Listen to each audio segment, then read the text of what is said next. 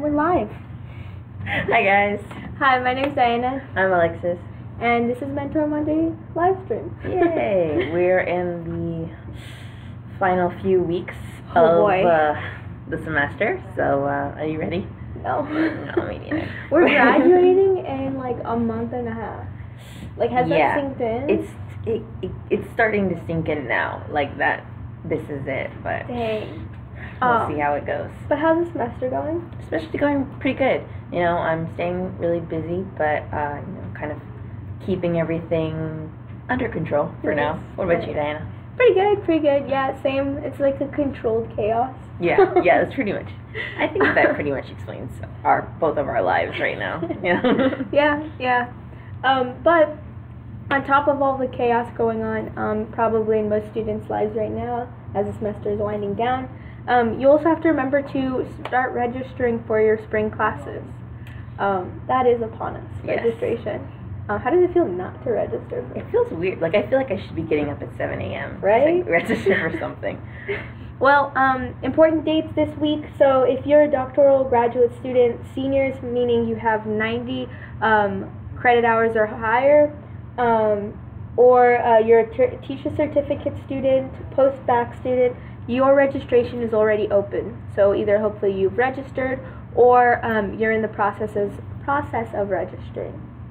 For juniors, those are the 60 credit hours to 89 credit hours. Yours is actually open today. This morning.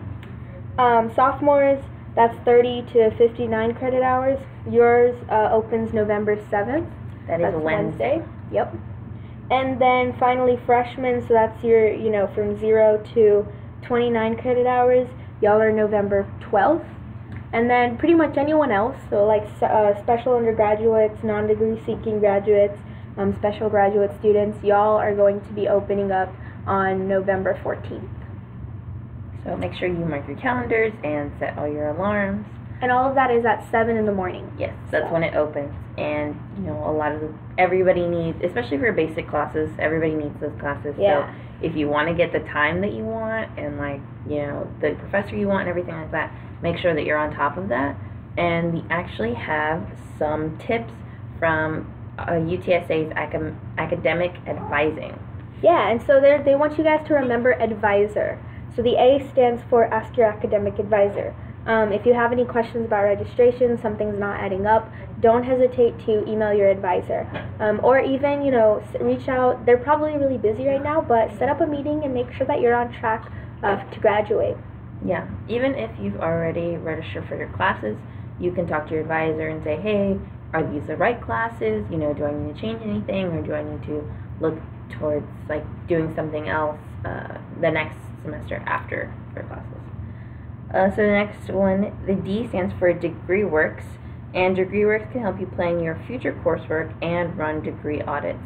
So DegreeWorks is actually a really cool thing just amazing. to look at. It kind of shows you your whole academic career on one page, and you can see what classes you need left, what classes you've taken, and how they fit into your degree plan. And even the courses that you're taking now, how you're doing with them and how they're going to help you as you continue on. So definitely recommend getting into your DegreeWorks and checking that out, seeing where you are right now. Even if you're almost to the end like us, it's really important to keep track of that.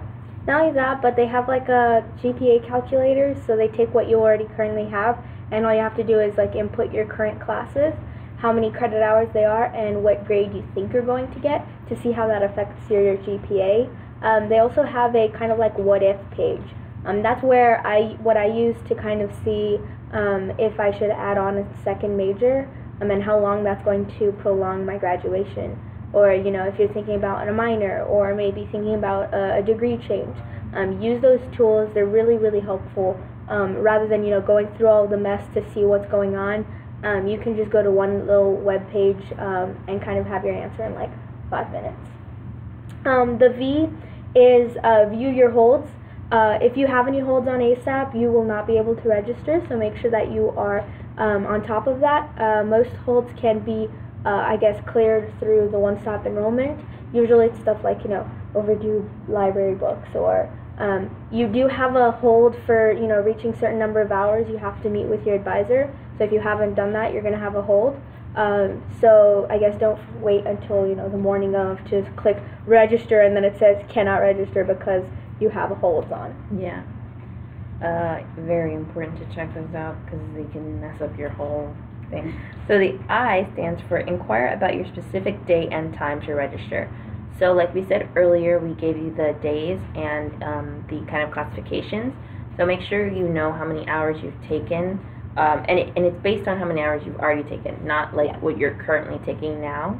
So make sure you keep that in mind too, because you might be just a few hours from being a sophomore, but you're actually still a freshman. So like, watch out for that. You can check that. Yeah, you can check that on your ASAP. And we'll tell you a little bit how to find what your credit hours are right now. So basically you log into ASAP, you click on Student Services, on Registration, and then you select the term that you're looking for, and then you check registration status.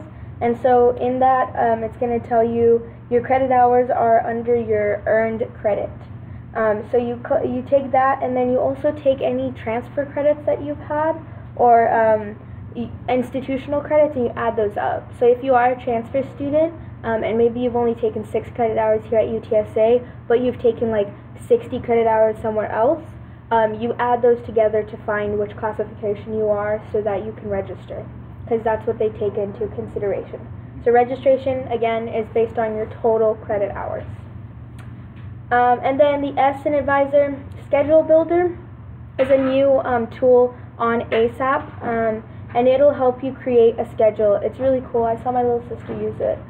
Basically, you input what classes you're looking for, and they'll come up with all of these different schedules based on the different section numbers and all of that stuff. And they'll even tell you, like, oh, this one conflicts with this one in time and stuff like that. Yeah.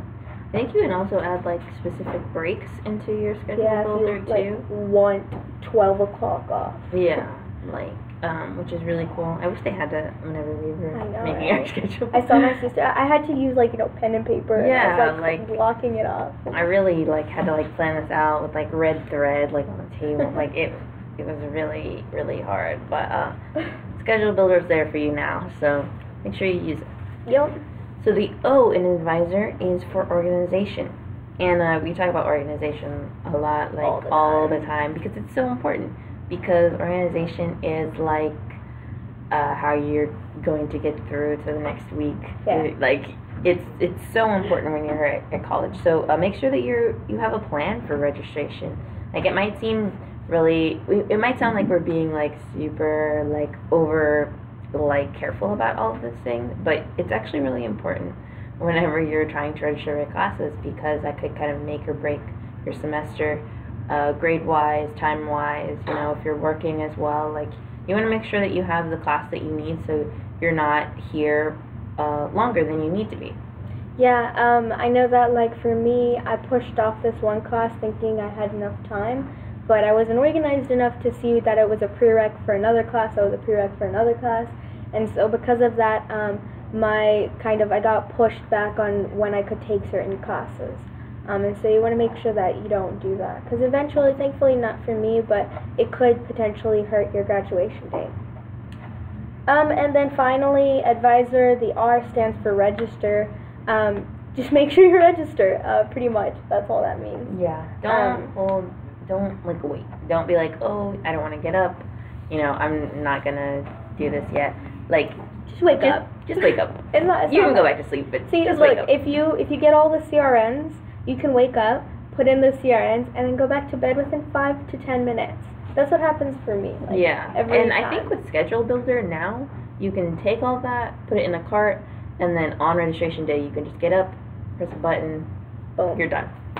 So please remember to register as soon as possible. Even if you're kind of iffy on some of your classes, just register and save that slot. Talk to your advisor, and then you can always drop a class later.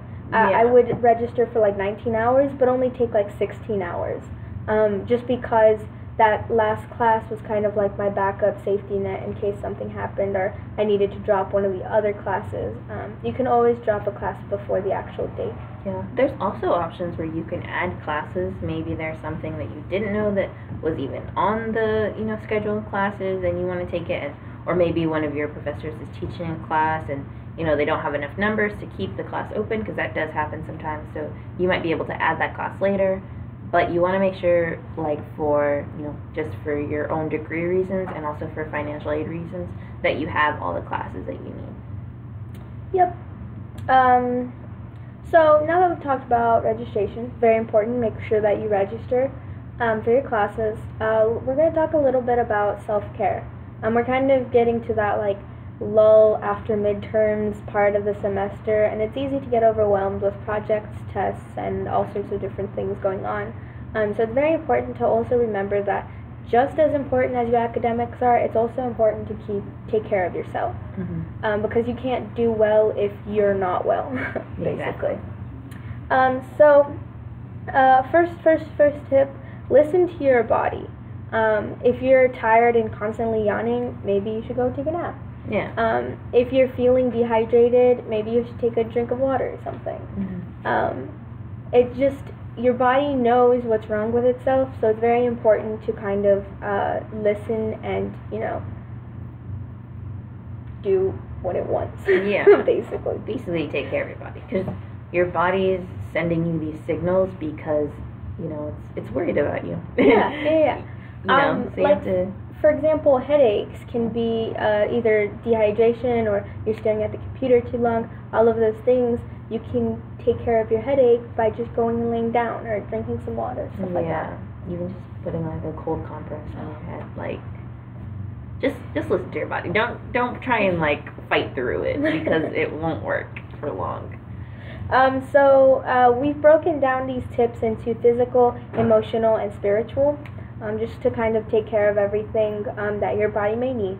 So first off, physical, take breaks. Sometimes being slouched over a computer all day does not do well for your spine or your neck or your muscles. I know I get like this weird like muscle ball thing in my back when I'm like over my computer all day long, and it just really hurts. So get up and stretch or walk around or something like that. Yeah. Just take a break. Yeah, take a break, chill out.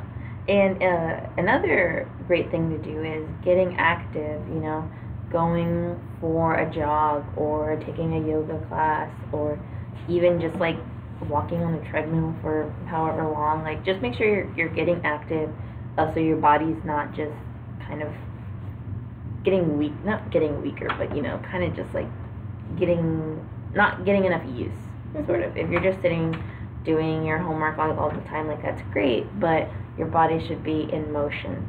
You should be moving around, and it helps with pretty much every aspect of your life, especially if maybe you're feeling tired, or like you're tired but you can't fall asleep. Yeah. A lot of the times it helps to like get some exercise and take a cold shower, and you're out. Then also make sure that you're constantly keeping yourself like healthy with what you're putting into your body. I know that it's really hard on campus. You'll be here at like 10 in the evening, and you just go over to across 1604, get a McDonald's, and come back. It's super easy and convenient, but also be conscious of what you are putting in your body, because all of that stuff is what's being turned into energy for you. So usually if it's like not so healthy, it will not last as long energy-wise, and it'll just make you tired and groggy. So eat veggies. I like to pack little snack with like carrots and like tomatoes and like mushrooms, and just eat those throughout the day. That keeps me either like, not as hungry, and it keeps me kind of energized. Yeah, and it's not to say that you can't ever have junk food, but like, remember moderation. Yes. That is the key whenever you're doing anything. And just make sure, another thing that a really cool neat thing I learned about was that apples have a lot of caffeine in them, like natural caffeine. Oh, really? Yeah, and so I didn't know that. Yeah, and so I was reading this article, and it was like you can actually replace like a cup of coffee with like an apple. So that's like like a healthier alternative to coffee. Because I know I drink way too much coffee. And I think that's also if you have a sweet tooth, like myself, like eating fruit is a really good way to kind of combat that without like getting cavities. Yeah, definitely. By eating a bunch of candy, even though we still have a lot in the office because of Halloween. Hey, I have candy now. Oh yeah, exactly. Nice. But yeah, and then also on top of that, not just what you're like eating, but also make sure that you're getting enough water. I'm guilty of this. I definitely do not drink enough water. I'm either drinking, coffee or tea to just keep myself awake, which is not good. Tea is a little bit better because it is like made from water, but I mean, coffee is too, but less. It's like a dehydrate thingy. I don't know what it's, but it like dehydrates you. I don't drink coffee at all, so I wouldn't know. But yeah, no, make sure just because you're drinking something doesn't mean you're staying hydrated, so make sure that you are drinking water at its purest form. Yes. Let's see, what else do we have? Sleep. Oh God. That's not me. So, everyone, you always hear like to get those 8 hours of sleep, and that is the recommended amount. And it's not always realistic, but it's important to try and get as much sleep as you possibly can. Mm-hmm. I know, often you're kind of trying to pull one-nighters, especially as we get closer to the end.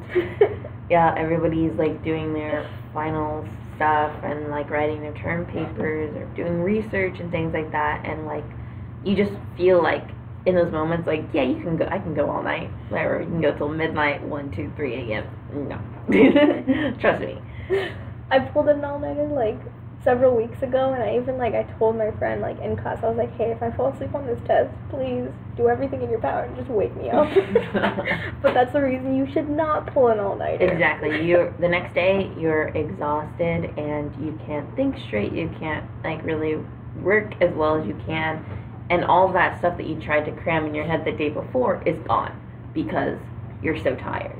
And, I mean, it's pretty, I don't know if it's, like, proven. I can't give you, like, a study, but, like... I actually did read a study. Okay, see, Diana's got the facts. There was a study that when a person hits about 24 to 30 hours of no sleep, while driving a vehicle, it's almost the equivalent of a drunk driver. So it's kind of, that's how important sleep is to you. So imagine like trying to take a test while you're drunk.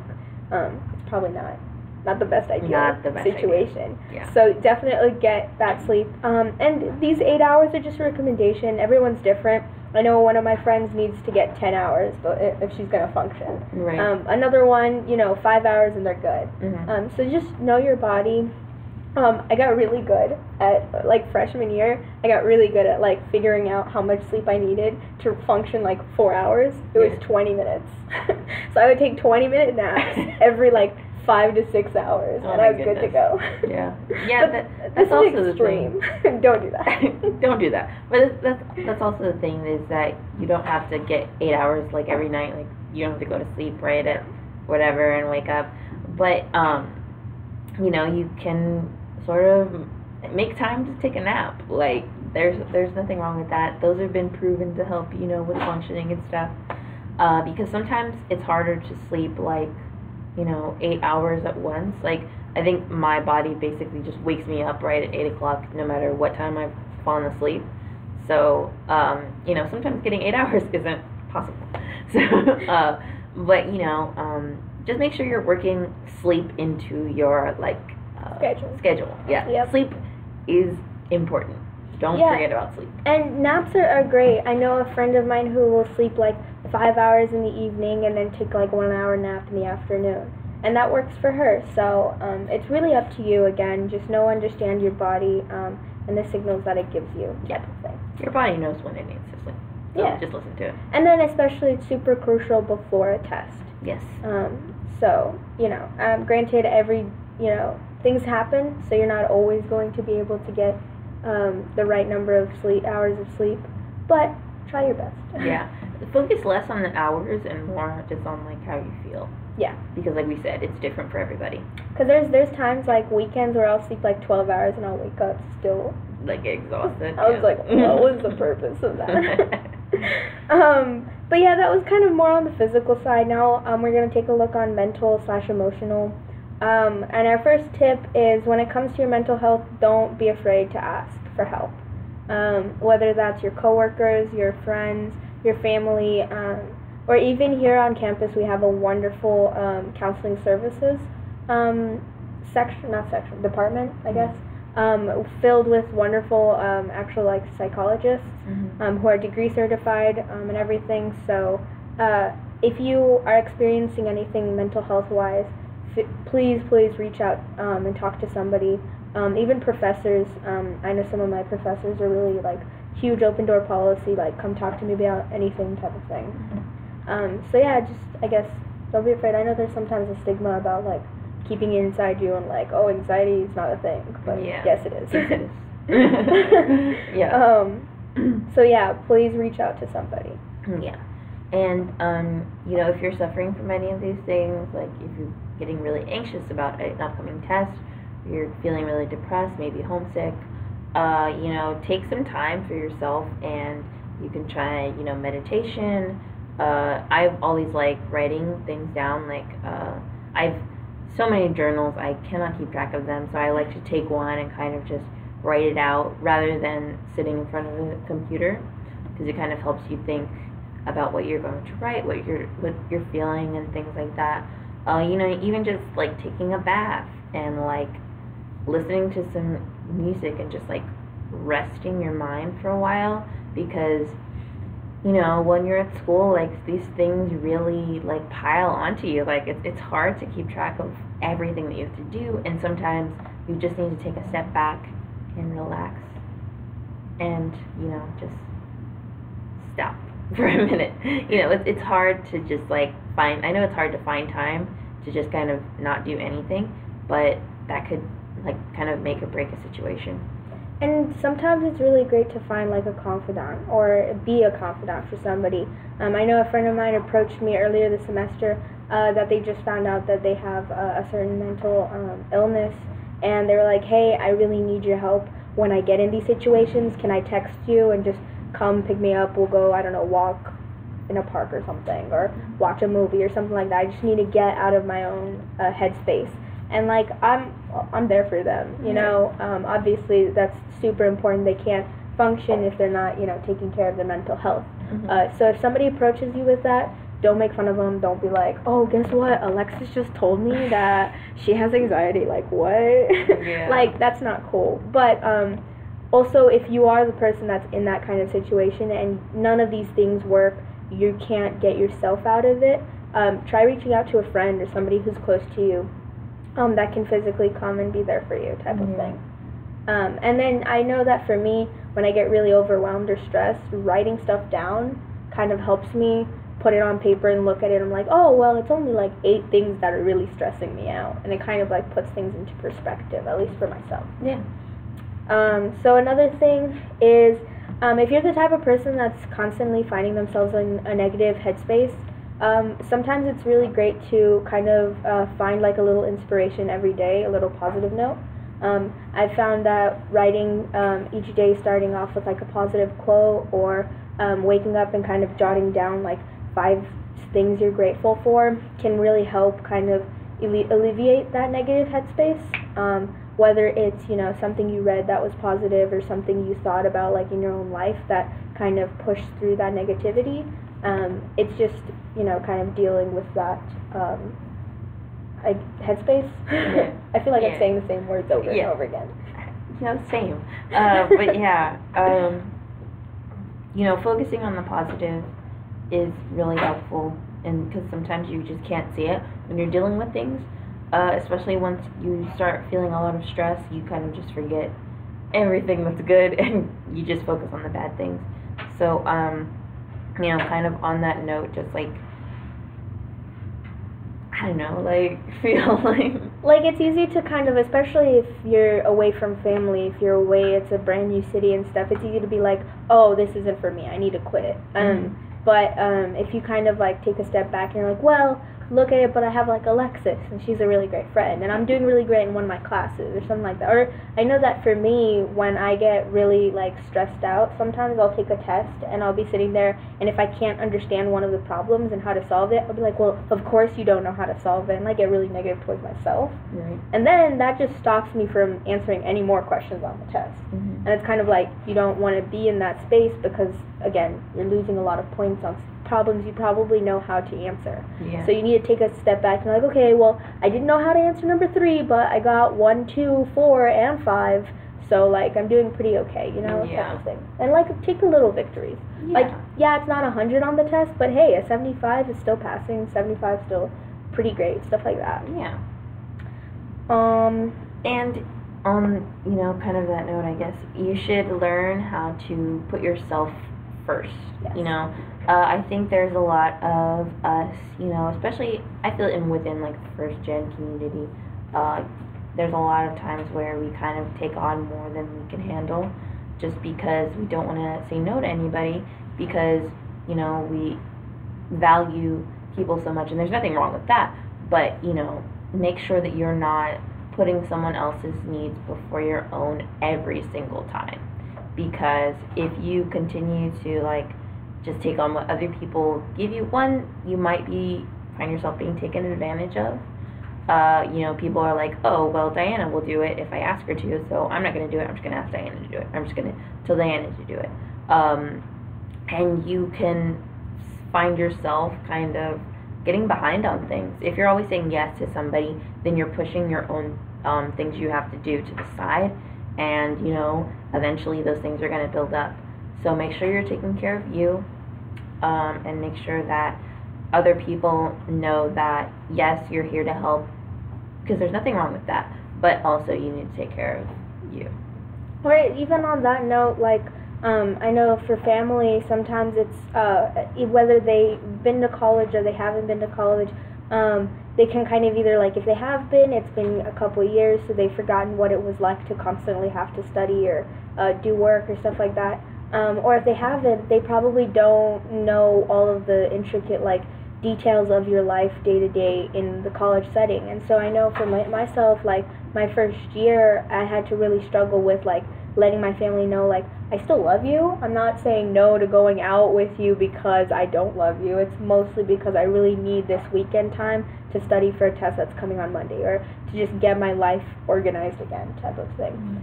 So just because, again, just because it's family doesn't mean you have to 100% all the time do everything that they want to do. It's okay to kind of just say, like, hey, no, I can't go out today, I can't do this weekend, type of thing. Yeah.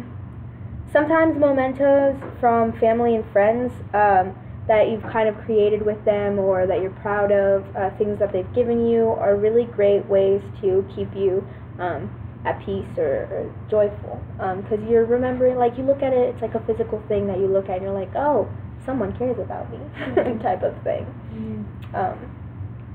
You're not alone. Yeah, definitely not. And that's another thing, and I'm glad Alexis brought it up, was there's so many different communities here on campus. We're such a diverse campus that I'm pretty sure that you can find at least 1 or 2 other people on campus that's going through the same thing that you're going through. And sometimes just talking to someone, or having someone kind of like you're venting to them, and they're like, bro, I understand, I get it, I totally get it. It's enough to kind of like help you, like, understand. I mean, it's kind of like that feeling, you know, when you walk out of a test and you're like, man, I really failed it, but your best friend's like, bro, I failed it too. And it's like, oh, okay. When you're, like, in this together. Yes. Basically, like, so there's definitely a community out here that fits your needs, or fits, like, what you're going through, so don't be afraid to go out there and, like, find somebody else. Yeah. Because you're not alone. You're never alone. So don't be afraid to call on somebody. We talked about it a little bit, but, you know, if you're feeling really stressed, you can call, like, maybe your grandma, or, like, one of your cousins, or like, you know, any kind of family member or close friend, and just talk to them. Like, even if you don't even talk about the thing you're really worried about, but you just talk about, like, something else, like, oh, did you see this movie that we both, like, kind of liked? Or even if you're just listening about somebody else's day, that can really help you, like, center yourself. instead of kind of feeling like you're all over the place, you don't know what to do, you're stressed out all the time. You just have a conversation with somebody.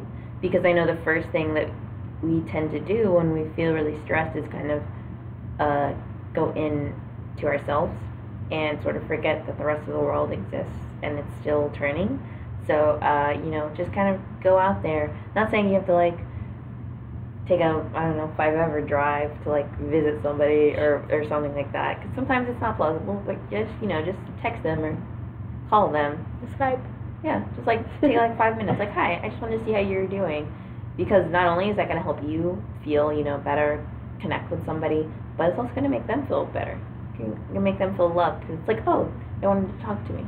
Not only that, but like also, if you're not the person who's like talking to somebody, but I know for myself, like whenever I'm feeling kind of like, closing inward, I don't like to like bother someone, or I feel like I'm bothering them if I'm texting Alexis. I'm like, hey Alexis, you wanna maybe like get on the phone and chat for an hour? Mm-hmm. Maybe Alexis doesn't have time for that, or mm-hmm. And it starts going in my own mind. I'm like, no, I'm just being a bother. Alexis hates me, blah blah, all that stuff. So it's pretty like sometimes it's just good to like reach out to someone and say, hey, if you ever want to talk, I'm here for you. You're not a bother, type of thing. Yeah, let people know that it's okay. Because I know some people don't like talking on the phone, and I was like that when I first like got into college. I don't like talking on the phone. I wouldn't answer the phone. Unless it was like it my rang mom. And you're like, what? Yeah, I'm like, no. But like, now I really enjoy talking on the phone. I enjoy that time, and it's interesting. It helps kind of you feel closer to people, especially now because I live far away from the rest of my family. So sometimes I can't see them, so it's good to talk to them and hear their voice and stuff. But also like just your friends. You might see this person every single day, but talking to them on the phone is like much different. Like, because you could just be going by your life, like doing your laundry, and you're talking on the phone or something like that. So let people know that they can call you, they can talk to you. And so now we've covered physical and mental health and emotional health. Now we're gonna kind of dive into a little bit of that spiritual health. This kind of also ties into mental and emotional, but it's like a specific subset. Mm-hmm. So again, never doubt the power of community involvement. It's a whole nother thing feeling that you're not in this alone. It's very overwhelming when you're just like you against the world. Yeah. When you find a little community, even if it's just 3 or 4 people, it's like, oh, we're all in this together type of thing.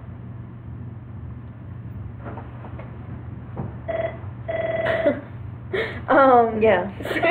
Agree. So yeah.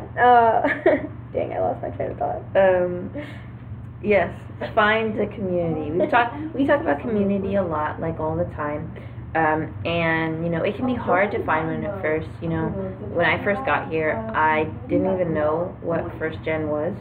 And now I can't imagine still being in school and not having my community of people here to talk to, as well as, some of the other communities I found along the way through like classes, through other social groups or organizations and things like that. They're really like important to me, and they've really helped me stay on track and like kind of look towards the future as well. So, it can be nerve-wracking at first to like try and find a new community, and because you feel like you're the only new person, basically. Like everybody else has their stuff together, but you don't. But I assure you that is not the case. Or I know like finding a community sometimes can help you like kind of relieve some of that negative stigma that you have on your own life. So I know in my high school there was this huge, for some reason, I don't know why, there's this huge negative stigma that if you went to, because I'm from San Antonio, that if you went to UTSA, it was like for a whole nother like set of reasons, and not because it's close to home and stuff like that. Like the idea was you graduate high school and you go to a college that's not in San Antonio type of thing. Mm-hmm. And so when I applied and I got into UTSA and financial stuff and all that stuff, I chose to come to UTSA. I felt really like negative about it, mm-hmm. about my decision. And so when like my mom's friends would be like, oh, where are you going to college? I was like, oh, UTSA type of thing. Mm-hmm. But when I got here, I kind of found a community of friends that really made me feel at home. and help me get like that, college experience. Mhm. And so it started to remove all those like negative things that I've heard about, staying at home and your college life and all that stuff. Mhm. And so it started making me feel a lot better.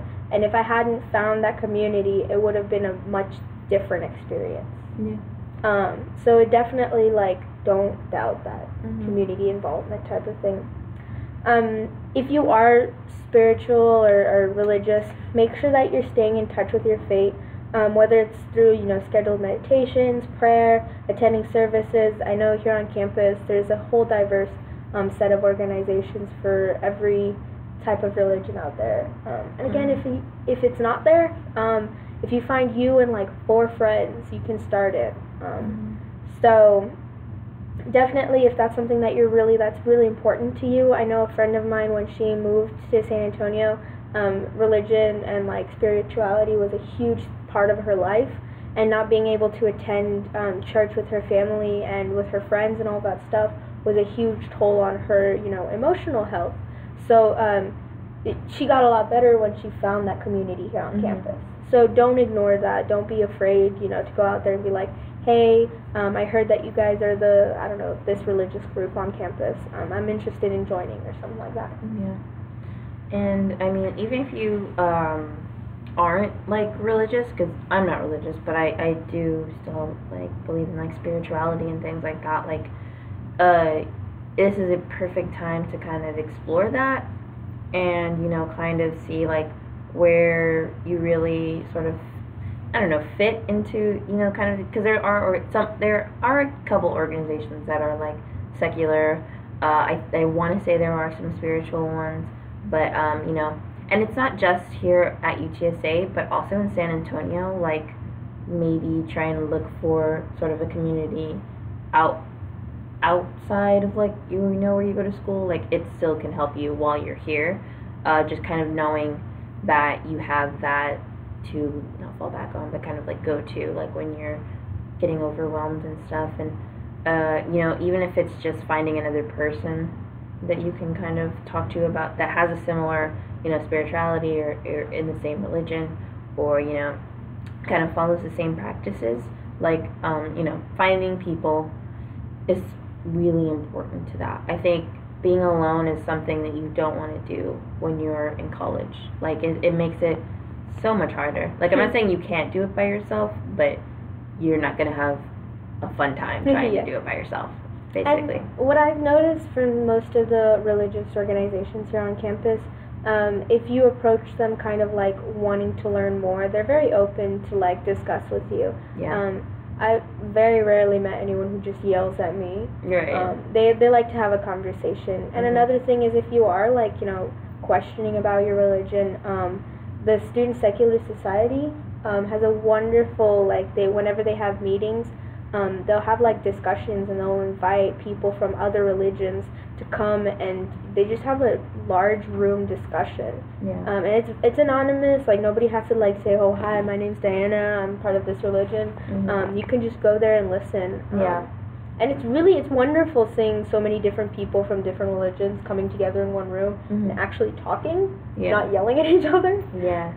Because there's a lot of overlap as well. Yeah. Like, which kind of, when you look at it from outside, there's so much discourse, but when you're kind of like actually in some of those things, you're saying like, oh, what? They do that. That's also what we do. Kind of things like that. And even if that's not necessarily what you're interested in, it's still important to know about these other religious groups or faiths, spiritualities, because you're going to meet a lot of people in your life, and they're going to come from all different backgrounds.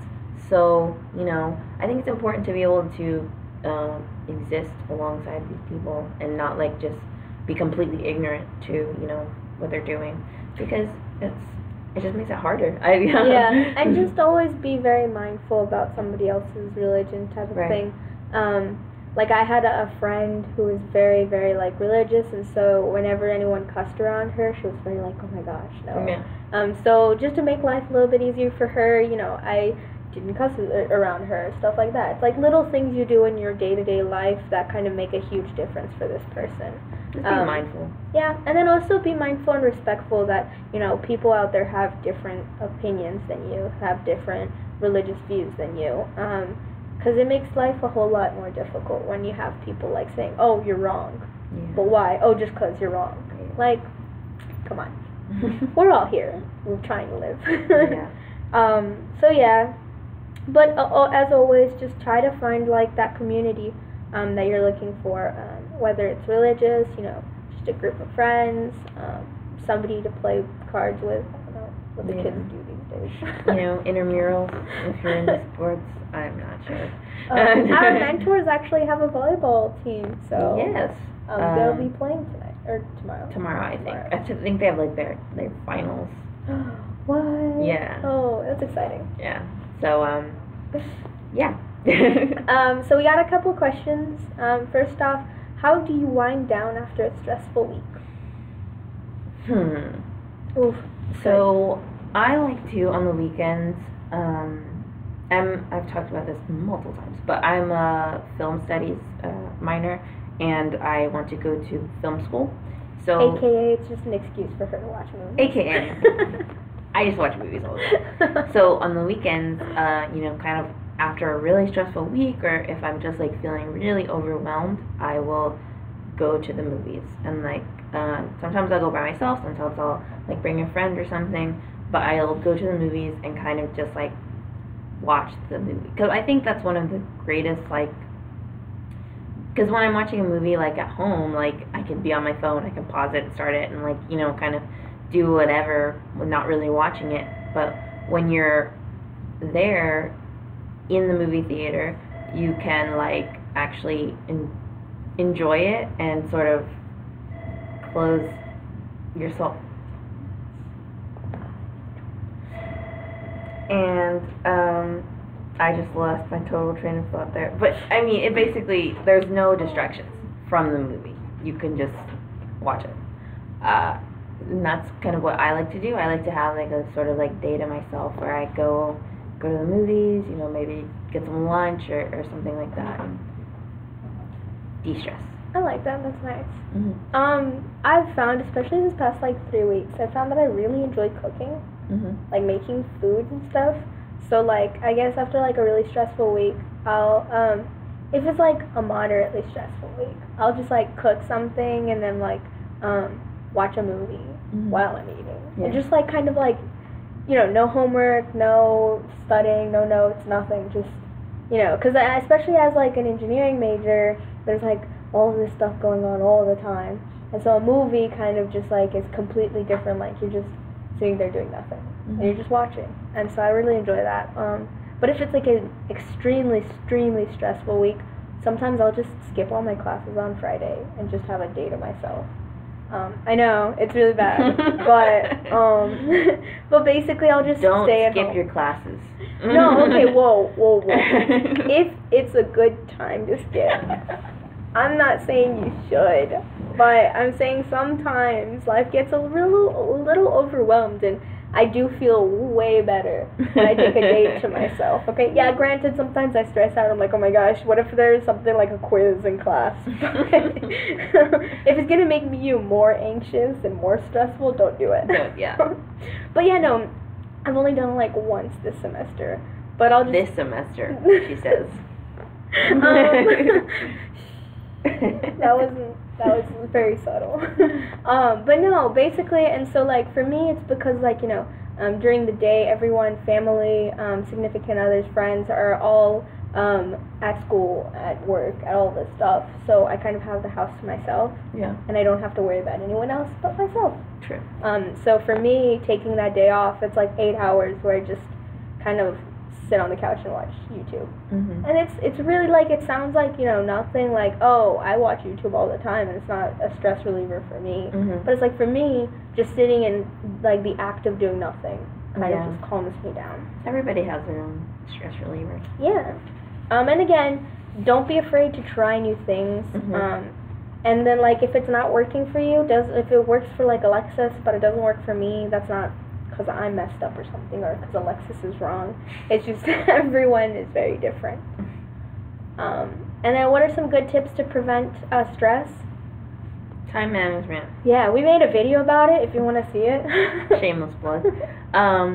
Yeah, I think like we talked a little bit about organization as well. You know, it's easy to kind of just like throw things around and sort of not really care until like it's like crunch time, and then you're like, where did I put this paper? Where did I put my notes? You know, all the, like, and then you go into like absolute freak out mode. But so being organized and being like mindful of the time that you have can save you from so much stress, because a lot of our stress comes from not having enough time, not knowing, you know, what to do, when to do it, things like that.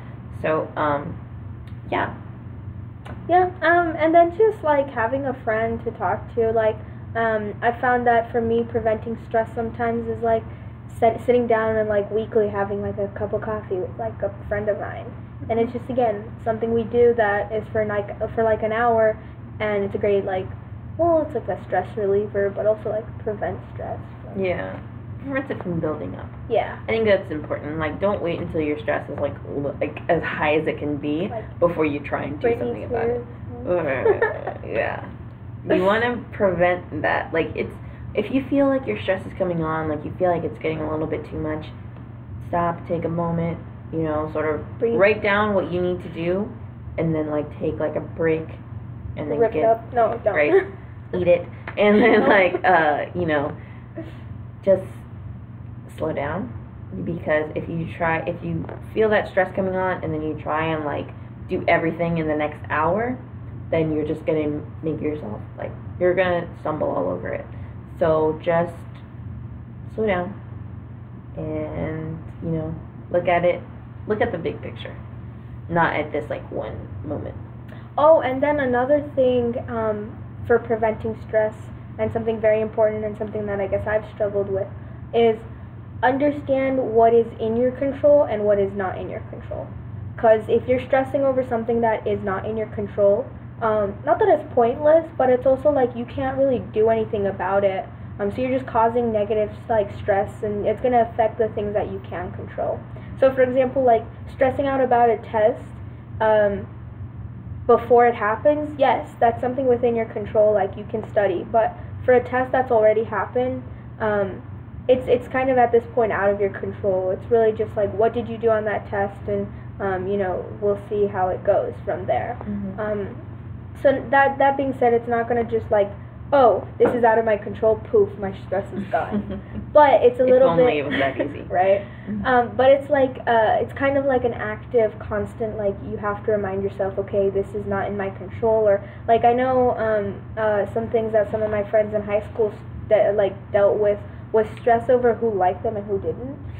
And it was like, you know, I understand that's a huge stress, especially for like high school population, and it can stem into your come into your college life, but that's also out of your control. I can't make Alexis like me, no matter how hard I try. So it's kind of like you have bigger problems, bigger things to stress out about. So sometimes you just need to take that step back, and you're like, okay, Alexis may or may not like me, and I'll just have to deal with that when it comes. I'll just have to deal with that when I figure it out, basically. But for the time being, maybe you have a test or you have a project that you need to focus on, and your stress on like Alexis liking you is kind of hindering that. So that's what I'm saying, is that it's not necessarily that it's not important to you, but it's just the fact that like sometimes stress on things that are out of our control can lead us to stumble and create bigger mistakes and bigger stressors down the road. That being said, what are some things that are stressful or stressors in your life? What are ways that you've overcome those stresses? Put them in the comments below. Yeah, let us know. We'll read them, stuff like that. If you have any questions, you can always put them in the comments, or all of our social media is in the description below. Mm-hmm. So feel free to DM us or add us or all that stuff. And if you are, you know, interested in by having someone to talk to, you know, you can always sign up to get a peer mentor. Wonderful one. Well, not us. Well, yeah, you probably won't get us because we're leaving. But, you know, we know a lot of good ones. Oh, yeah. We have a whole office full of them. Yeah. And so, you know, you can sign up on our website. We also have all the links in our social media, and I think down in the description below. Yeah. Yeah, remember to like, comment, and subscribe. And just discuss. And events. Upcoming events. Identity monologues. I have no idea what that is. I think it's a time where people can come and sort of perform or talk about their parts of their identity, like gender, sexuality, things like that. Sort of talking about negatives and positives in their lives, or like neutral kind of things. It's supposed to be something like that, I think. That's neat. That's really cool. That is happening today from 7 p.m. to 10 p.m. in the Denman room. So that's right above the little lounge outside of the Chili's to go. And Story Circle happens every Tuesday from 11:30 to 12:30. Have you ever been to one of those? I have not. Sounds interesting though. Mm-hmm. It's in the main building, room 2.312. Neat. Marketable Leadership Skills is having another little workshop, and this one's called Communicating Across Differences. That sounds cool. And that's going to be tomorrow, Tuesday, November 6th, from 12 p.m. to 1 p.m. in the Student Life Initiatives Conference Room. So that's 1.02.22.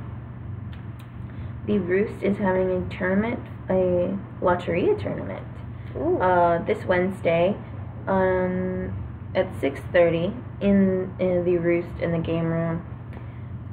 Veterans Day is this Thursday, November 8th, from 11 a.m. to 12 p.m. And it's located in the SU Ski Lounge, or Student Union Ski Lounge.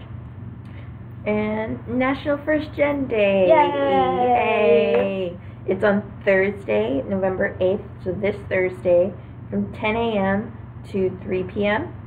And it's going to be in the Student Union room 102. I don't know what room that is. Student Union 1. But it'll be in the Student Union, so I'm sure there'll be a lot of things going on, plenty of signs. So make sure you come. I think we are hosting this.